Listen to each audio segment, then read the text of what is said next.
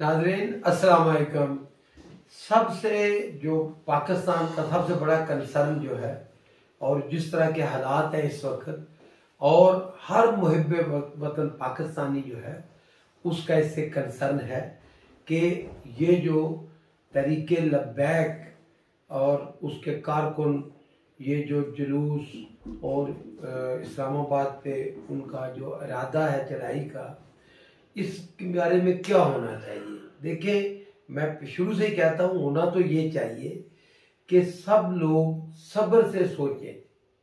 देखें, जो उनका मुतालबा है कि फ्रांस के सफीर को मुल्क बदर किया जाए, तो आपने पहले देखा कि एक तरफ तो सारी अवाम कह रही है कि महंगाई की क्या वजह है कि पाकिस्तान की एक्सपोर्ट नहीं है, और तो कोई वजह नहीं, इसीलिए डॉलर जो है वो ऊपर जा रहा है, क्योंकि पाकिस्तान की जो एक्सपोर्ट है वो दिन ब दिन कम होती जा रही है, क्योंकि बिजली महंगी है।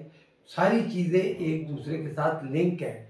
और इस जब एक और अगर कहें तो अगर यूरोपियन यूनियन भी नाराज़ हो जाए तो आप देखें कि पाकिस्तान का क्या बनेगा। अच्छा, होना क्या चाहिए?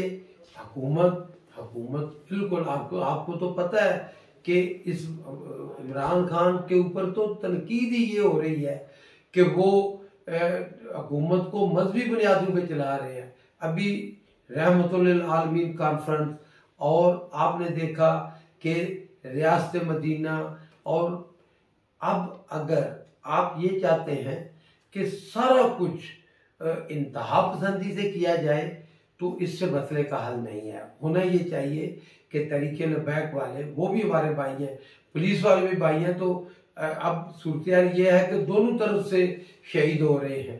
तो होना ये चाहिए कि सब्र से और अक्ल को इस्तेमाल करके अफ़वाम व तफ़हीम से मसला हल किया जाए। शुक्रिया।